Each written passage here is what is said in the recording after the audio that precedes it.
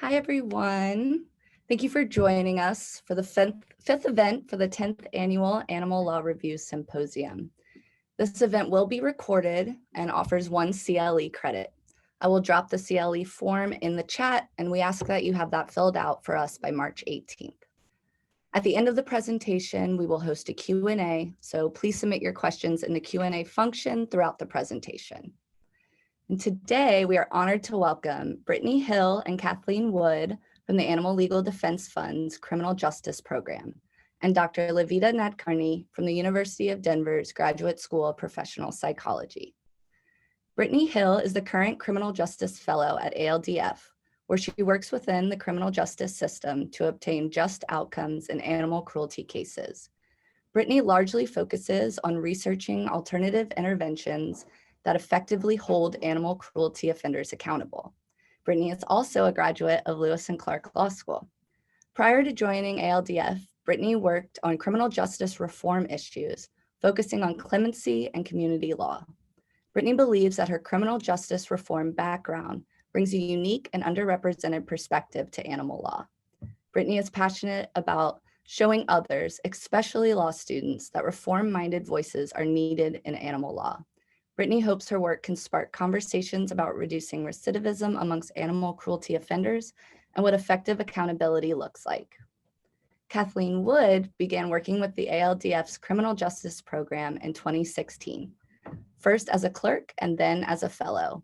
Now, as a staff attorney, Kathleen assists prosecutors, law enforcement, and legislatures throughout the country to enforce and strengthen animal protection laws.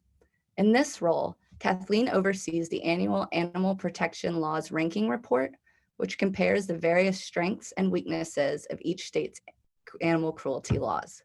Kathleen has also been instrumental in the creation of ALDF's Farmed Animal Cruelty Prosecution Guides, tailored to individual states to help prosecutors bring cases against those who abuse farmed animals.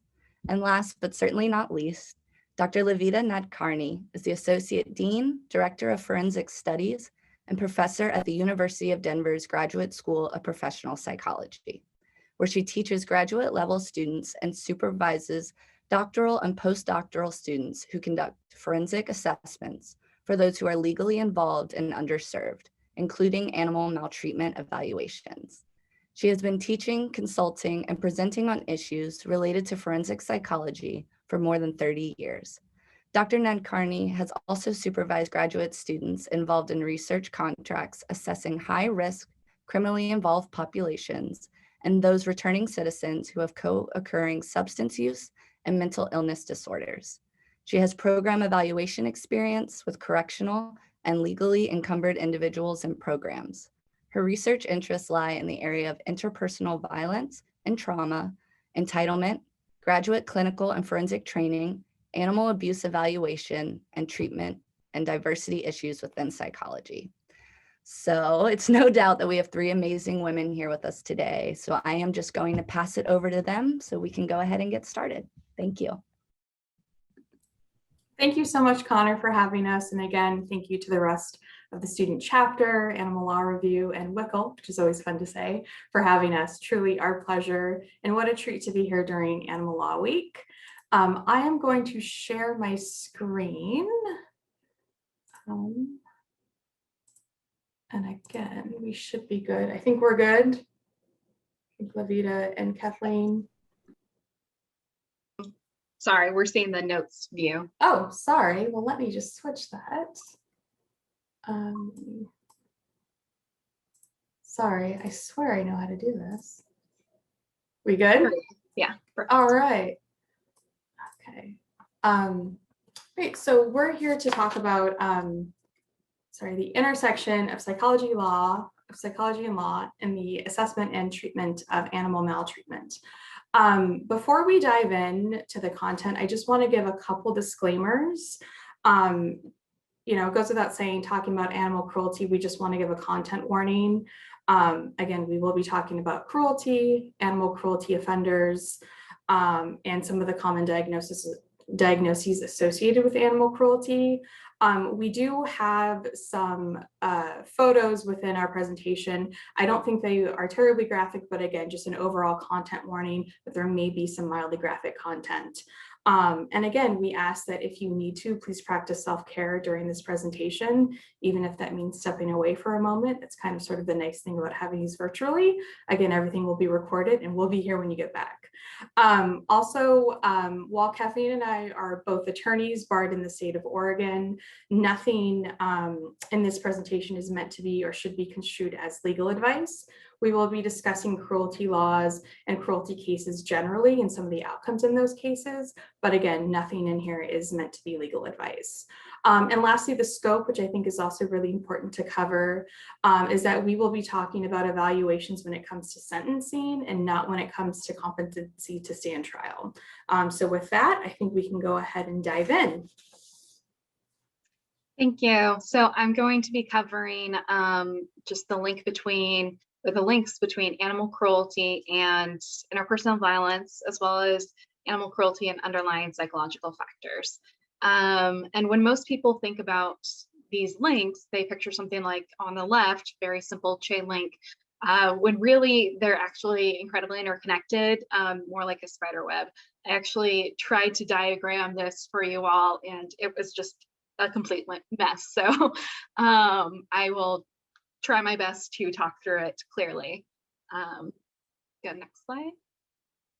So animal cruelty and interpersonal violence, there's been many studies that have documented these links, particularly when it comes to domestic violence or intimate partner abuse, child maltreatment, elder abuse, and I also want to touch briefly on bullying because I think that is also well documented. So in terms of domestic violence, abusers will threaten, harm, or kill their partner's companion animals in order to terrorize and control human victims. Abuse of a companion animal is one of the 4 most significant risk factors for somebody becoming a domestic violence offender. It's an indicator of the use of controlling and violent behaviors. And about half of abused women in shelters reported that they actually delayed their escape because they were afraid for the safety of their companion animals. For child abuse, about half of the children in domestic violence involved homes reported threats or cruelty to their animals was used as a control mechanism, either to control the children or the abused partner. And in one study, companion animal abuse occurred in 60% of homes that were already under investigation for child maltreatment. In terms of elder abuse, just as elders are vulnerable to abuse, so too are their companion animals. But there's also an overlap in terms of elder abuse or elder self-neglect and animal neglect. So this applies to not just elderly people, but people who become disabled and are no longer able to care for themselves may begin to neglect their companion animals as well. And finally, this is one part of the links that is not talked about as much, but I think it's important because it's one of the best or the most documented links. For juveniles who commit animal cruelty, there is a very strong link with bullying.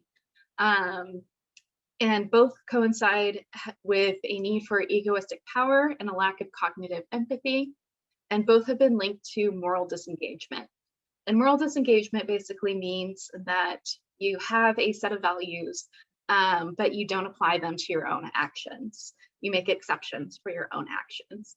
And so studies have shown that moral disengagement is present both accompanying bullying behavior and animal cruelty when perpetrated by juveniles. And the reason that we're starting off by talking about these links is because there are underlying psychological factors that are common with both cruelty to animals and antisocial violence amongst humans. So there are a number of diagnosable mental disorders as well as just underlying psychological factors, many of which are symptoms of those disorders, which we see as underlying and the root causes of antisocial violence, whether that be against humans or animals. So, for example, children who abuse or juveniles who abuse animals have been shown to be twice as likely to have suffered maltreatment themselves. So we do see a strong correlation between that and between animal cruelty and unresolved or untreated trauma. In terms of juveniles, we also see conduct disorder, which can stem from trauma, but doesn't necessarily. That is defined as a pattern of antisocial behavior. And I want to make it clear that when we are talking about conduct disorders and animal cruelty perpetrated by juveniles, this is a diagnosis that is general antisocial violence like bullying, but it's not necessarily like the McDonald triad where, bedwetting plus animal cruelty plus fire setting equals a potential future serial killer. So I just want to make that distinction very clear. When we are talking about juveniles and underlying psychological disorders, really the research has shown that that the child will be more likely to have been neglected or mistreated himself or herself than will go on to become some kind of danger to society. There are a number of psychological factors that coincide with active abuse, and I believe Levita will be going into this in more detail, so I'll go over it very briefly. Things like violent and controlling behaviors, substance abuse, poor anger management are all associated with active animal cruelty. And then there are some mental disorders that are more commonly associated with passive neglect. And that's things like severe depression, and in the case of animal hoarding, we see sometimes compulsive disorders, need to compulsively obtain and retain animals, as well as anxiety and self-neglect. So with that, I will turn it over to Levita, who will be discussing the psychological aspects in more detail. Thank you, and thanks for having me along with Kathleen and Brittany. We've done a couple of presentations together, and it's been a real pleasure. So what I want to convey is that there really is no typical offender, and that I think there's a tendency to think that defendants who have been charged with active maltreatment all look the same, and similarly those who have been charged with passive maltreatment all look the same. So active, as you all know, there's it's considered deliberately inflicting harm, and the passive is more neglect, or typically consists of hoarding. We did a preliminary study of our cases that we've seen, and again, clarifying that we're not seeing the clients that most likely would be incarcerated. So these are clients who are seen sort of pre-sentence, but most likely going into probation. But in our cases, more than half of the passive maltreatment clients or defendants had both serious medical and serious mental health concerns, whereas those who were more of the active maltreatments, less than 50% had serious medical or mental concerns. And so really trying to think about what's going on in these behaviors. And that's part of our evaluation components, is what is the driving force for this. Next one, Brittany. So again, I think as Kathleen talked about a little bit with the passive maltreatment, we're getting more obsessive compulsive disorder, depression, and with the active, more of an antisocial personality disorder is considered the conduct disorder category for adults. But also with COVID, what's interesting is we've been getting a lot more substance use disorder related animal abuse charges. So next one. So in terms of passive maltreatment, what's interesting about passive maltreatment is the defendants tend to be more women than men. But the idea is that with the accumulation, the charges have been because of the accumulation of the animals. And what has happened is that the reasons for these accumulation of animals can range from financial hardship, personal, medical, or mental health concerns. And sometimes it's a question of really helping out their neighbors, which again, I think is hard to think about when you're putting somebody in a category of maltreatment, or that this is coming from somewhat of a good place in their minds.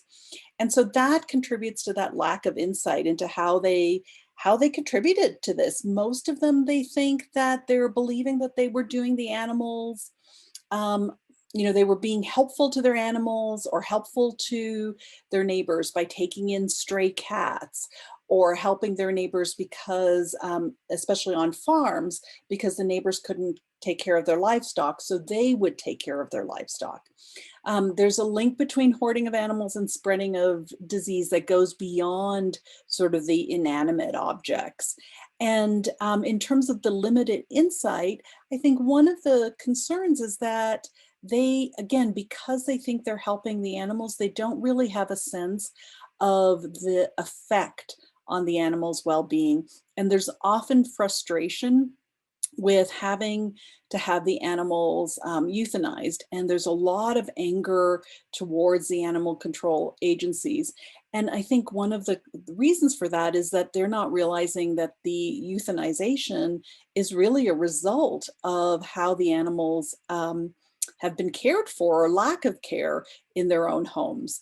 One of the concerns about this in terms of when we look at recidivism for this is that oftentimes individuals who have this lack of insight tend to say, okay, upon settlement of their legal situation, they're more than likely to take on more animals into their care. And so that is definitely something that with passive maltreatment, even though they're low risk in some ways, they're higher risk in terms of recidivism. So again, as said, they're typically low risk. They tend to be low scores on all of the psychological instruments that we're having because it's more internal. So depression, obsessive compulsive disorder, anxiety is more internal than the external substance use, behavior, abusive kinds of behaviors that are more noticeable. So many of the defendants who are come under this passive maltreatment charge tend to be hidden until there are concerns that somebody actually has gone into the home, or they're going in for medical or mental health care. Next one, sorry, Brittany. So again, just some examples of hoarders for you. I think the idea that this, and these are cases that we have seen, but I wanted to point out the difference between sort of the 50 cats in a home where we had talked to animal control officers who just couldn't even go into the house because the smell of ammonia was just so powerful that they couldn't even go in. But the difference between the first one and the last two, which are on farms where they're just accumulating their farm animals and livestock from their neighbors, combined with the animals that they may have on their farm to help with pets, as well as just general care. And so the combination in these cases of the several dead animals together with the live animals, but these were considered hoarding and neglect cases, even though they all looked very, very different from each other. Next one. So in terms of active maltreatment, what seems to be happening is that there is, as Kathleen mentioned, there's strong emotional reactions during the offense. It's either anger or frustration in terms of a domestic violence incident or a family member, or the people who are witnesses or victims are identifying that the person actually had a huge emotional reaction. So either they're saying that they were angry or frustrated, or somebody's identifying them as that. Most of the domestic violence cases have included an active maltreatment of the animal victim. And again, what Kathleen had mentioned, that power and control aspect of this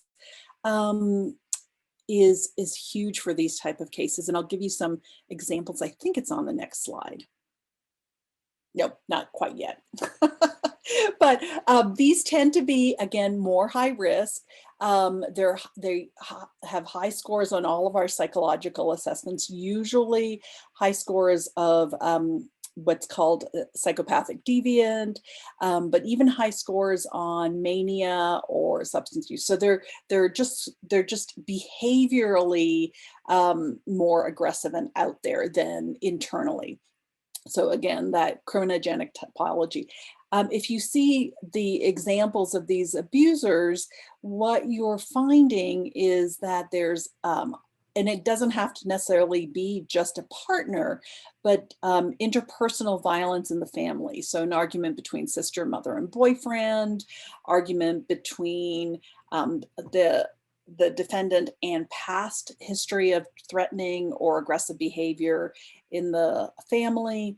And then again, the last one, the injuries were that the dog was the defendant's partner's dog.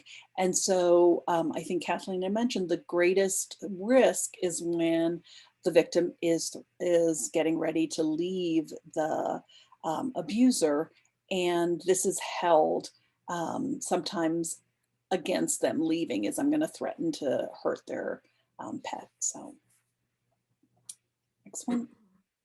Yeah, throw it back to me. Thank you, Olivia. That's all very, very helpful and so interesting. I think I wanted to just touch base on where we're seeing mental health evaluations taking place and occurring in a criminal case, because I think it's helpful just to, again, sort of place where this is occurring. And this visual is a pretty sort of generic flow chart. There are far more fancier flow charts if you enjoy flow charts. But I thought this was just, like, for the purposes of our conversation, this was just a really great snapshot of just, again, a criminal justice case. And so where we see evaluations occurring is really pre-sentencing. So I actually think that I can do a little laser pointer, which I think folks are saying, just to help visualize this. But we see it, we see evaluations occurring pre-sentencing, and we get to pre-sentencing or sentencing one of two ways, right? Either a defendant pleads guilty to animal cruelty, or they're convicted of animal cruelty. And as you can see, again, this is just a general flow chart, but typically a conviction gets you to sentencing, but sort of in a roundabout way. And I think pre-sentencing investigations are a bit in the weeds of this presentation, but I will just note that typically in investigations, and then again, they're going to vary based on jurisdiction and the severity of the crime. So again, this is just sort of a general assessment of investigations, but typically what we see come out of investigations are recommendations for sentencing. And one of those recommendations could be a mental health evaluation. So again, either a defendant is convicted or pleads guilty to animal cruelty. They haven't yet been sentenced, but a mental health evaluation will be ordered before they are sentenced. And I think what's really important to note about that is that any subsequent treatment that stems from an evaluation will then become part of a defendant's sentence. And I think it's just, Generally speaking, it's very rare for a defendant to be sentenced just to mental health treatment. Typically, the treatment will be one of many things that the defendant or rather composes a sentence. And that could be, again, a whole host of things. Could be incarceration, could be probation, community service, fines and fees, possession bans. Again, we see treatment just being part of the entire sentence. And then as we see sort of once somebody is sentenced, it can go a number of ways, but then we normally see probation occurring in most cruelty cases. And that's where we see a lot of the probation officers come into play. Again, I will note for some pre-sentence investigations, probation officers also play a role in that as well. But again, I also want to note that mental health evaluations and treatment won't be appropriate for every case. Again, I just want to highlight that no two cases are the same. What works for one case may not work for another case. So again, just want to note that. But if an evaluation is appropriate, it definitely should be ordered. And with that, I don't want to get into too much of Kathleen's next slide, but ordering evaluations and subsequent treatment, and they vary in jurisdiction, and again, it'll vary based on the case, but there's no consistent criteria or playbook for ordering an evaluation. But that being said, as we will see in some of the statutes, it is mandated by law, and again, if it is appropriate, it definitely should be ordered. So let me stop the laser and kick it over to you, Kathleen. Thanks. So as you can see, this is a map of the United States that provides a brief snapshot of the statutes that are on the books. So in the darkest color, you have states that have some kind of mandatory psychological evaluation or counseling provision. In the yellow, you have states that make that evaluation permissive. And then in the lightest color, there's no mention of psychological evaluations in the animal cruelty context.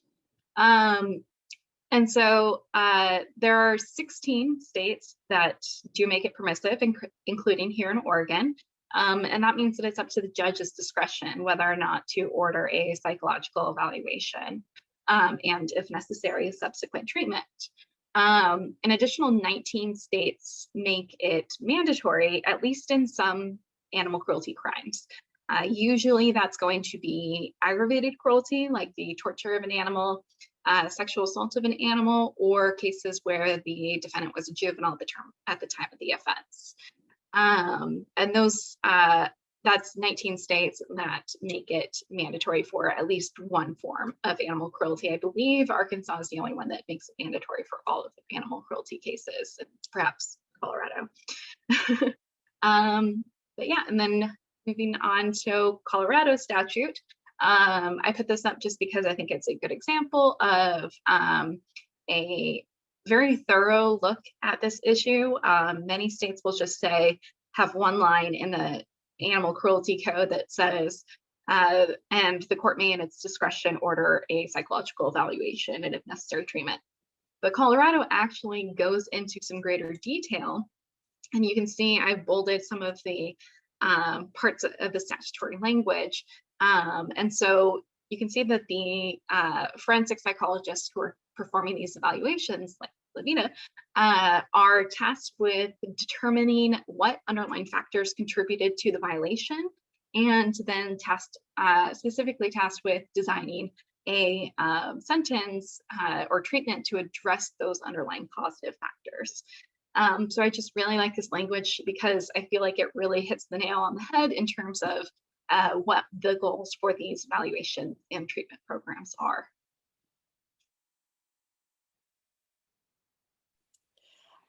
And so just piggybacking on what Kathleen said, one of the things that we've been able to also do is, again, trying to advocate that anger management treatment is not the only kind of treatment for offenders. And so making sure that the court is aware of that. But I think some of the challenges, and what I'm really loving about having this conversation with you all today is that I don't think that a lot, other than Lewis and Clark students, know a lot about forensic animal maltreatment evaluations. And I think judges and prosecutors still rely on the PSIs to get that information, and they just don't cover it. So I'll show you a little bit later on about what our evaluations cover, but the importance of working in that. So similar to what Brittany said, we do get pre-sentence evaluations, but we also get post-sentence, so that they've been ordered to probation and probation would like treatment recommendations in addition to what probation has, just, you know, them coming to see probation officer. So, but our challenge is that not only do we not have enough FAME evaluators, but we also, if we're recommending treatment, there's not a lot of treatment providers who know how to work with these particular clients who have special issues in addition to their criminal behavior. So next, thanks. So so again, I think it's through our Forensic Institute for Research Service and Training. Essentially, we partner with district attorneys, probation, and University of Denver has an Institute for Human Animal Connection. And so we are partnering with them in terms of getting some of the evaluations as well. So I think, you know, the referral questions, again, I think are pretty simple and typical. What I want to concentrate on is the purpose of the evaluation. So we're looking threefold: the clinical issues, both what's going to be helpful for recommendations, how is this person going to function better? Then in terms of the culpability and risk of abuse, what's the recidivism rate? Are they taking ownership of any of this? Do they have empathy for the animal victim? And then the fitness to care for the animals. If should they have animals returned to their care? Usually they're removed. When should that be returned? And then the level of supervision needed. Should they be seeing a probation officer once a month, every week? Should the probation officer make home visits? So really, we're looking at those kind of questions for these evaluations. Thanks, Brittany. So again, this is what we're evaluating. I wanted to talk about our training model just for a second in terms of this. So our students are gaining an understanding. We make sure that they understand the legal statutes. How do you clinically interview forensic, sort of specific to animal maltreatment? So clinically interview and also forensic assessment of these clients. They should have a knowledge of animal behavior, but also knowledge of the human-animal bond, so that they know what is a typical animal behavior when the defendant says, oh, this is how the animal reacted, and that's why I reacted in that way. To know what is the bounds of appropriate animal behavior, and then also recognizing the individual and cultural diversity in terms of the offender and how they relate to animal and their understanding of the human-animal bond. So next one. So in terms of our review, so this is our protocol, what we're doing. So we get all of the examples of incident reports, the enormous vet records, pictures. So again, as Brittany was saying, there is a lot of information that people have to take in small doses, because you're seeing emaciated horses, or you're seeing skull fractures in the x-rays. And so really making sure you're monitoring, the students are monitoring what they're seeing. We do a standard clinical interview. MSE is a mental status exam, just to understand if there's cognitive limitations. And if there's cognitive limitations, which sometimes there are, then we would do intelligence testing sort of as needed. The ARAD is an animal abuse risk assessment tool. So that looks at sort of animal victim characteristics, animal abuse specifics, the logistics of the crime, the perpetrator characteristics, the emotional experience of the perpetrator. So that's that the assessment of dangerousness in perpetrators of animal cruelty. It's a 33-item scale that basically looks at the number of animal victims, the severity of the abuse, and anything higher than 5 on that 33-item scale is considered a high risk. So we're evaluating them on that. The boat inventory has somewhat of a positive human-animal connection. They're looking at, it's looking at whether the perpetrator has used animals as support before. Have they had loss? Have they had ownership of animals before? So it really looks at, can they understand, do they need education as part of their recommendations in terms of how to care for animals? And then the level of service inventory is more looking at risk for recidivism. The MMPI-2 is a self-report scale. It's a personality test. And so we give that to every individual. And so as you can see, we're trying to look at not only what's going on currently, but also psychologically. So in connection with the animal, but also in connection with what's going on with them personally and with their mental health concerns. Next one. So in terms of that, in terms of the report, as you can see, these are very different from probation PSIs. But what I wanted to show you an example of a report is when you're working or you're deciding whether you should ask for a mental health evaluation, just to give you an idea of what kind of information we're putting in our report. So, the first part is talking about the index offense. Do they have any previous history?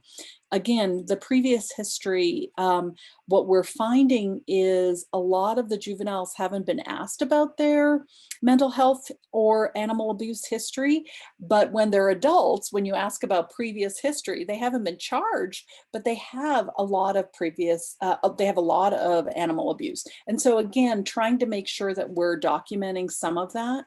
The background history, obviously, just making sure that you're getting a good historical idea of why is this behavior happening? Is there trauma in the background? Is there medical concerns?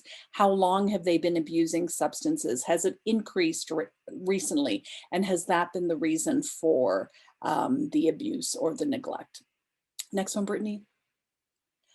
So then in terms of the results of the psychological testing, we'll do the MMPI or the cognitive testing. We very specifically talk about risk assessment. The typology assessment is really, is this due to trauma-related factors? Is this due to criminal behavior? Is this something going on within their family system?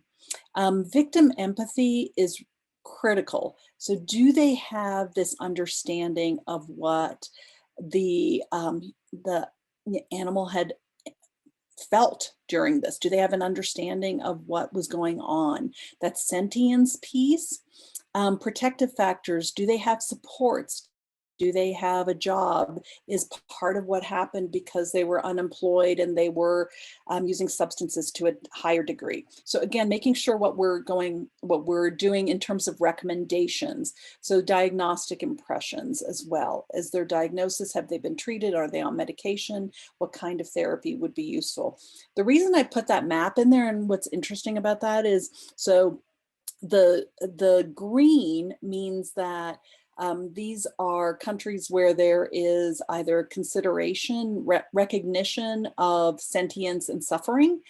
We only have partial recognition of animal sentience, which is just interesting. The blues are national recognition of animal sentience. And so really thinking, victim empathy feels so important for me to be able to incorporate into our evaluations, but thinking about it in terms of the country, if we have only partial recognition of an animal's ability to feel emotions, then we have to take that into context of what society believes. Next one. As I said before, just really thinking about cultural concerns, consideration of livestock, that rural versus urban settings, and then our own beliefs about regarding animals. and what are the relationship between humans and animals. I think that's so important as we go into this work. Thank you. Thanks, Levita. I know I do want to save some time for Q&A. I think we're still good on time, but we can probably go through the next few slides a little bit quicker. But I just wanted to touch on very briefly just some of the challenges that, both clinicians and folks in the criminal justice system face in this arena. I'm not one to end on a sour note, so there will be a slide after talking about ways that we can overcome these challenges. But I think it is important to recognize the challenges. And again, I think we've been sort of talking about this sort of throughout the presentation, but I'll kind of sort of thread it through, is that sometimes in the criminal justice system, there just seems to be a lack of targeted interventions, right? This one-size-fits-all approach is not incredibly helpful, particularly as Levita mentioned, there can often be so many underlying issues associated, particularly with animal cruelty. A one-size-fits-all sentence may not be the best for that particular defendant. It's sort of, the phrase using a sledgehammer versus a scalpel sort of comes to mind. And I think Kathleen, I'm borrowing that phrase from you, Kathleen, but really like what it gets to is that if we do have a one-size-fits-all sentence, and a lack of a targeted intervention, it might end up doing more harm in the long run. So we really just need to be mindful of how we are crafting sentences. And if we can get a targeted intervention, again, if our goal, and I think it is, our goal is to reduce recidivism and increase rehabilitation and protect animal victims, right? How do we get there? I think that is one area. How we get there is that we do have targeted interventions. Again, there's a lack of collaboration between folks in the criminal justice system and mental health care professionals. I like to think that we're doing our part here in our other presentations with Levita and the other DU folks to bridge those gaps, but really, folks aren't talking to each other, and it seems very sort of basic just to say, talk to each other, communicate, but it can make such a difference, right? And again, we want to be mindful of the ethical obligations that each party has within their role in a criminal case. But barring that, communicating as much as we can with one another, again, sharing resources, sharing information, I think will help tremendously in the long run. Speaking different languages, Levita had mentioned this when we were just sort of chit-chatting about what we wanted to present on. And I thought this was just so important. Attorneys, folks in the criminal justice system, and mental health care professionals have different vocabularies, right?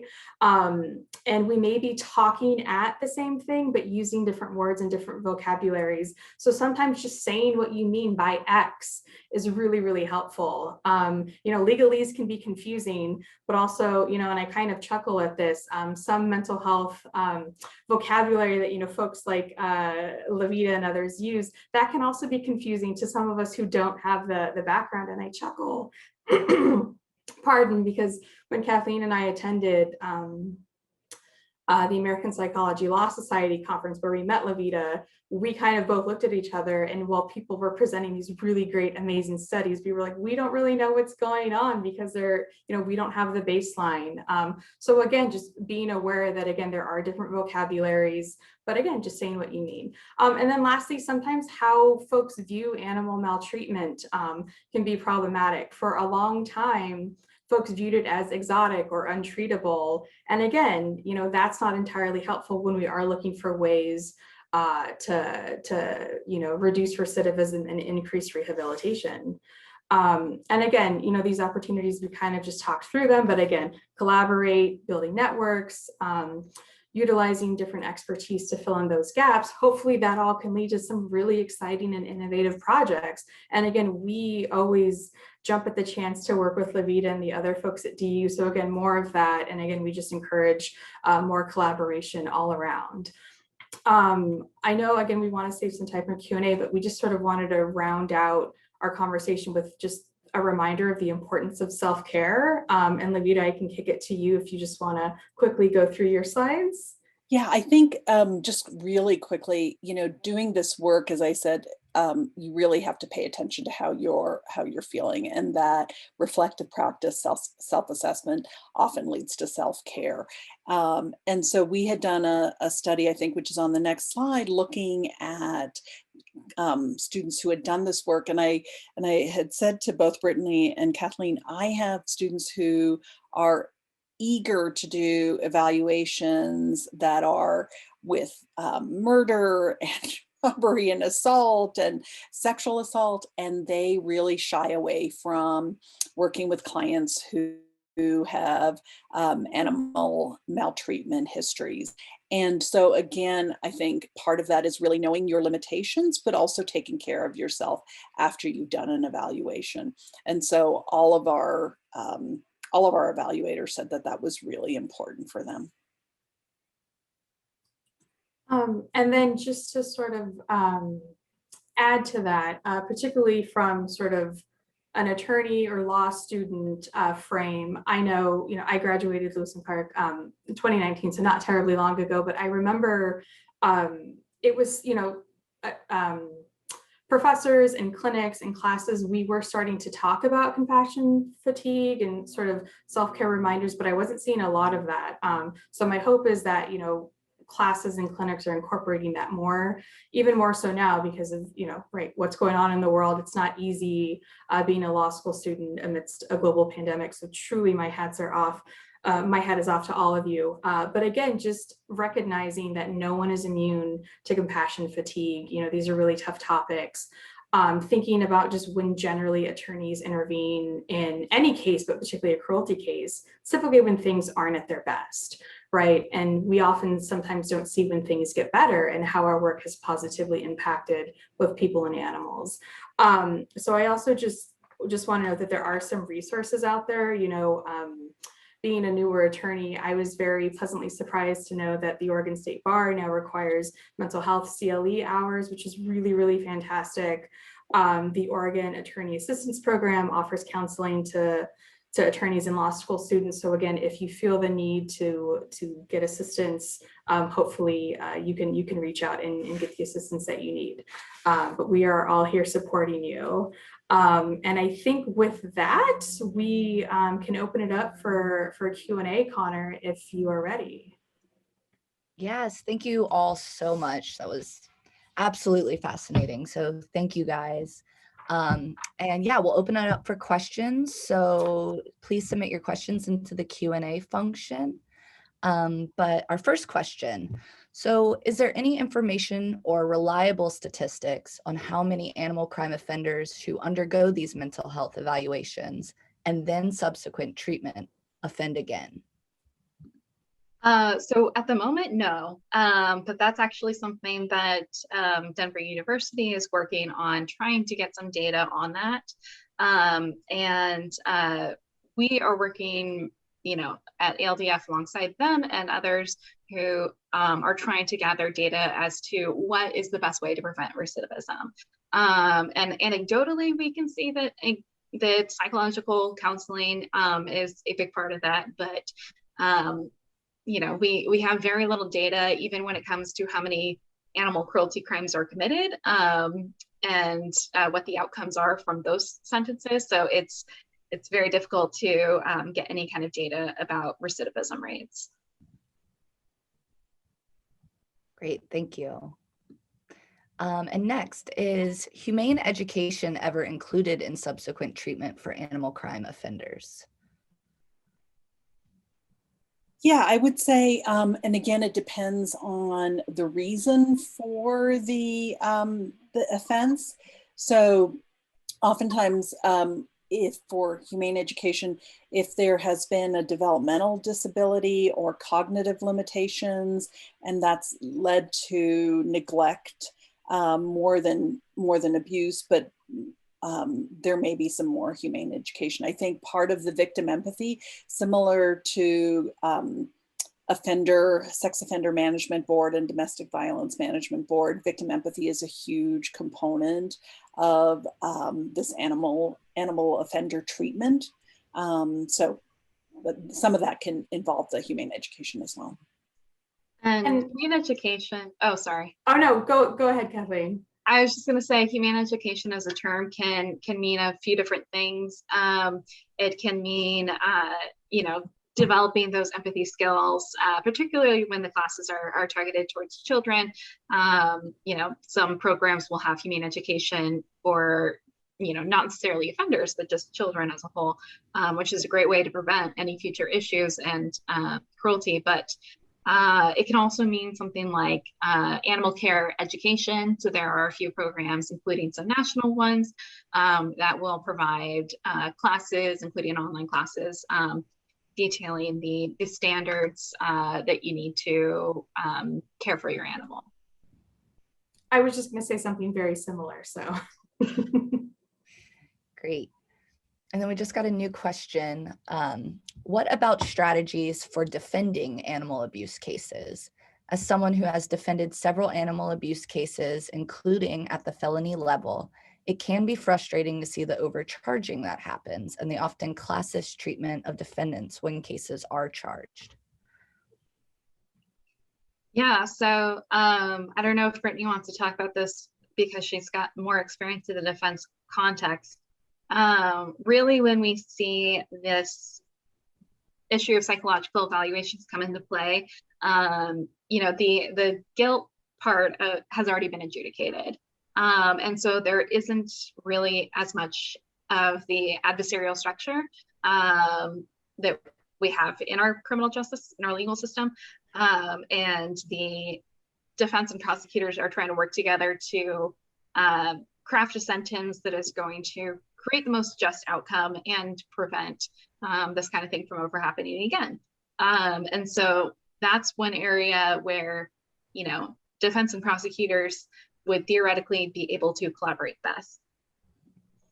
And, you know, I do have some experience before joining ALDF. I did have some experience working as a CLS for MPD. I never defended any animal cruelty cases, so I can't really comment on the specifics of those, but I would echo Kathleen in that regard of, again, any opportunity that we can find to collaborate. And again, this is one that, again, is post-sentence, but again, I would just, you know, urge and call for more collaboration where we can.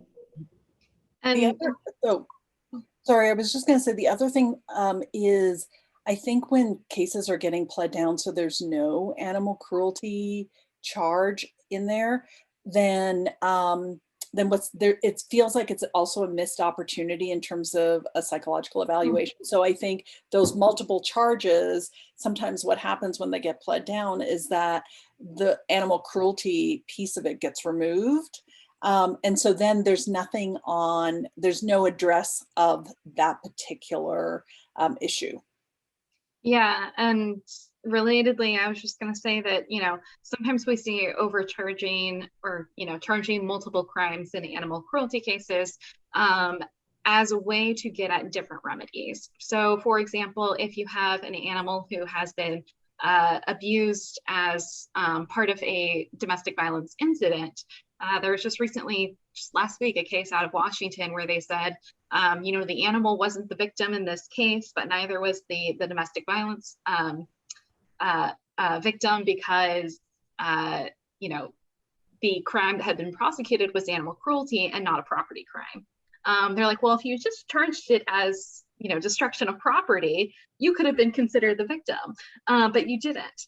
And so, you know, charging multiple things to get at animal cruelty might be a way to work within a very flawed legal system and legislative system to make sure that all actual victims of the case can be cared for. And in Colorado, the animal can be considered property under the domestic violence as well. So. Thank you.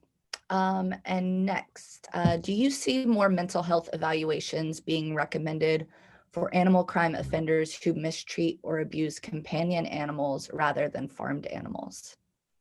Yes, absolutely. And part of that is actually founded because the links between animal cruelty and underlying psychological issues are more prevalent when it comes to antisocial violence. And so that's violence that is, not necessarily more severe, but it is less accepted by society. So for example, you might have hunting. That is a form of violence against animals, but it is accepted by society.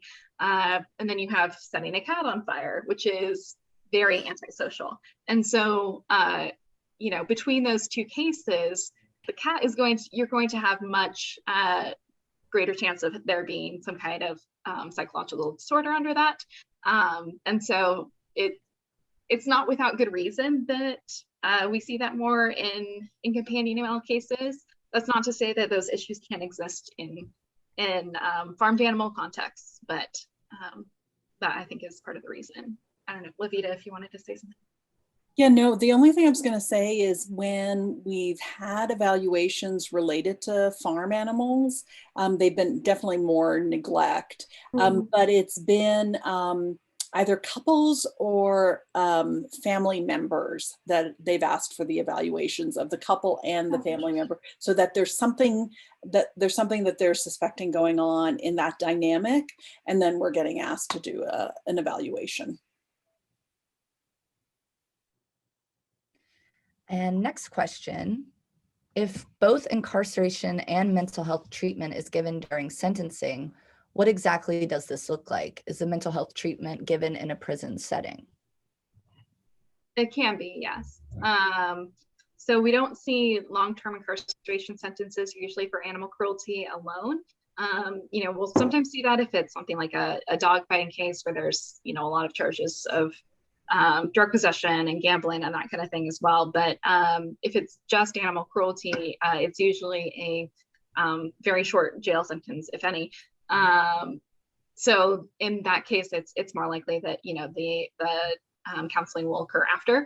But it is definitely possible for that to be part of an incarceration sentence. And again, just what Kathleen said, most of the sentences are probation.